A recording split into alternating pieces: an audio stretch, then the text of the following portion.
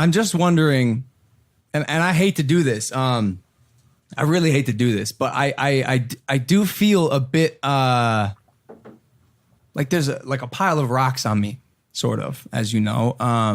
I have been at the center of public controversy. But I do feel like there's a magnifying glass on me now that I am trying to get out from underneath. And again, I hate to do this, but Joe Rogan said this on his podcast 3 days ago. 3 days ago, which is after I said what I said. She bird boxes you. When Women are done with us, man. They're done. I feel like they're done. Do you feel like that? I think it's a precarious time. A lot of chicks are probably going lesbo this week. Oh, dude. I would be especially with Trump. I think the more days that the government is shut down, the more women are going to go lesbian. They're going to hate men so much because of Trump. They're just going to go gay. But people always say people right now are going, that's not how it works. Duh. Remember what I said earlier about jokes? But what's funny? Not a single tweet about that. Well, so one, I'm not the media. I'm not the person that's like putting you up here to say, hey, you did this wrong. But two, shame on you for trying to deflect your own actions. Like you're literally saying, shame on me? Yeah, I mean, why? Why was there not a tweet about Joe Rogan? I don't control their other tweets. I don't even know who he is. But like you're deflecting from your own actions. Not really. You just said, made it very clear that I'm very sorry for any implication that being gay is a choice, and I'm saying, where's the line drawn between like something I say and something another person says? Shame on him too. Like you want me to get my Twitter out right now and shame him too? I'll do it. No, I don't, because I don't believe in that. I don't believe in watching something and the very first thought that enters my brain is, wow, what an asshole for attacking for our homophobic. Me being homophobic, brother, I've kissed many men, whether it's on film, whether it's just fucking around in the vlogs, like, and this is why when I'm under attack for this whole thing, I'm sitting here like, do I tweet these pictures of me in like films kissing dudes in acting class? Like what, trying to like prove my gayness? No, that's not right. Then that's weird. Like, which is this whole thing, like it hurts. So I want you to continue talking about this and why, like, because you're literally, your first thing was shame on you. And that's not what I asked you to do. I'm saying, where is that? Does that offend you? Yes, absolutely. It does. I mean, I said that first thing was that offends me too. I listen. Even though he clarified that it is a joke and gave it context. Absolutely. I think at that point, like when you are making jokes like that, it's just not acceptable. I think what Mike was saying is he's trying to find a narrative. Okay, and you said it's not necessarily that time that we can't joke about these things. So if he's clarifying it's a joke, Logan was clearly not, trying to like defame anybody. So what's a reasonable way that we can still joke about something but not offend people? Because everybody's going to get offended at something. Exactly. And there's not a 1,000-page manual that I can write, say, hey, you're going to do this joke, do this. Like I'm not the expert on that. It's context. I think what you just said was an example of a bad context. Now, I mean, I believe you when you say that you're an advocate for the LGBTQ world. Like, I'm not here to crucify you at all. Right. And I believe that, your apology is genuine and you can be a great ally. And I think your actions should just back that up. But I'm not here to crucify anyone or anything. I'm just here to talk about how we can improve, the LGBTQ representation in entertainment and make it a better world. Yeah. Just to go back really quick to the Rogan thing.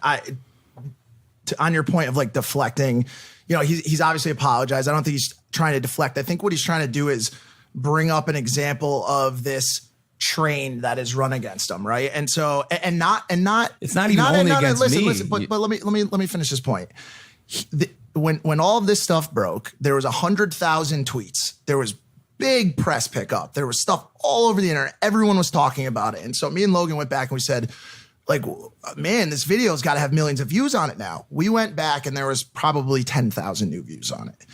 And so what that immediately said to me was, people are seeing this headline, Logan Paul makes jokes about gays, and immediately hitting retweet. This kid cannot be trusted. This kid is.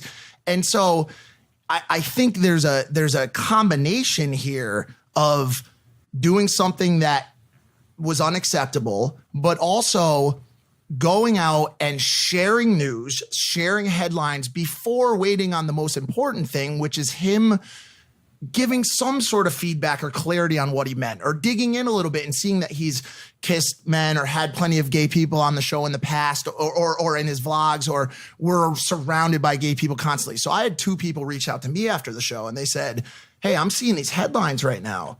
Like, I'm kind of upset. Can you clarify?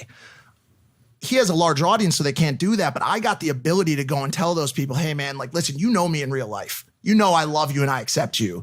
This was a mistake where words were said interchangeably where they shouldn't have been. But, like, he feels very attacked. And I even felt it on this one where people get into this group think and this mob mentality, you know? And so I'm just wondering, does a poor choice of words, a way I misspoke because of my ignorance on the subject. And let me say this real quick. Like, even when I was prepping for this interview, I completely said that to other people when I was prepping for this. I don't think anything you did was malicious. I just think it was ignorance. I mean, of course it wasn't malicious. And of course it was ignorant. Yeah. But does that warrant 140,000 people telling me to go kill myself? Instead of going gay for a month, can Logan Paul go away forever? 51,000 likes. Is there something? I'm missing something here. Well, I think he didn't say kill. Gus, not on that. What does go away? Not on that. What does go away forever mean to you? Not make video. Not make. I mean, there are people who have said kill yourself. Oh yeah, absolutely. I mean, I get that too. Yeah. I mean, I agree with you that, like, I as I started to research this and like watched your videos and watched a lot of the Twitter against you, I actually could not believe how much hatred is towards you. I don't get it. I mean, I know that you've made mistakes and stuff, but like that's kind of the internet bullying that goes on, and it's terrible. And wasn't our first lady supposed to deal with some of these issues? But like, what's going on over there, Melania? Let's get it together. Help me! I need your help. But I mean, like, it's awful, and I mean, it's something that we need to talk about, is like internet bullying, because people shouldn't say go kill yourself. People should be doing what I did: reach out to try to have a narrative. Thank you. This is all I wanted. My manager, my publicist, they're sitting for the past week and a half. I'm like, please, just get someone on Impaulisve so I can talk to them about this, so we can talk and grow a conversation, not just an attack wishing death upon someone to go away forever because of a poor choice of words on a long form-based 45-minute podcast, which, by the way, is called Impaulisve. I'm going to say things sometimes that just come out. I don't always think about them. I'm working on it. I am working on it. But I've said this before. I'm going to make mistakes. If there are 1 million people watching this podcast, there is a 0% chance that I don't offend one person. I'm trying my best, but I am uninterested in playing this game where I try to appease everyone anymore. I don't give a fuck. I'm going to be myself. If you like watching my content, please do like and subscribe. Get your merch. If you don't watch my fucking content. But that said, you do give a fuck. Don't blanket statement it, because you give a fuck enough to have this conversation. Because this is important for me, because I am a huge proponent of the LGBTQ community. Huge. And I always have been. I love it. I love the movement. And I'm sorry I'm getting so fired up. I know y'all don't normally see me like this. It's good to be fired up. I mean, and I think that's good on you that you want. I know from the back channels that we've had on this that you are genuinely wanting to have a conversation and make this a teachable moment. Yep. And that's important. And I know that you had some issues with your tonsils and you couldn't do it immediately, but that's why I'm here, to have these teachable moments. And I think we're not going to be able to create a manual of these are all the gay jokes you can't say. These are all the other jokes that you can't say. We can't do that. But what we can do is, when kind of these reactions happen, is have a conversation like we're having now and say, hey, this is how we can, fix this kind of narrative and talk about it and realize that we are all on the same team here and we want to be allies, and how can we improve ourselves? Because you understand the position that you're in. We understand the media is unfair. It's been unfair to me. I mean, I get these tweets too. I'm getting so much hate mail half the time, and I'm going to get some after this. You absolutely will. By the way, what are you thinking going on Logan Paul's show and giving him a voice? Like, I'll show you some of this after this. That I consult a lot of my mentors. Like, should I do this? And everyone said no. And you know what? And I was like, but what made me do this was my brothers and my family members, that they love you. And that's the important message, that we talk about this, because I'm not doing this for the people in DC or watch me on MSNBC or CNN. I'm doing this for the people that are in high school and middle school that love you and want to have that kind of conversation. And same, by the way. Yeah. And same, because I like I said, there is nothing more beautiful than being yourself. And I mean that. And if you're gay and you're afraid to come out of the closet, like, I get it. I understand. But hopefully with more conversations like this in 10 years or so, coming out of the closet won't even be a thing. Hopefully people will come out as straight. Yeah. That's, I believe, how fluid sexuality is going to become, which is, I'm thinking way ahead here. Yeah. And I think it's just important for us that have this kind of like privilege to once in a while just realize that, you know, as we say this kind of stuff or joke about stuff, there are people that are still struggling with this in school. And like when we have bullying, as being like exactly what you saw happen to you over the last week happens to kids on the playground still. And we need to make sure that we educate our people to say, hey, this isn't cool. And when we see our friends do this, we say it's also not cool.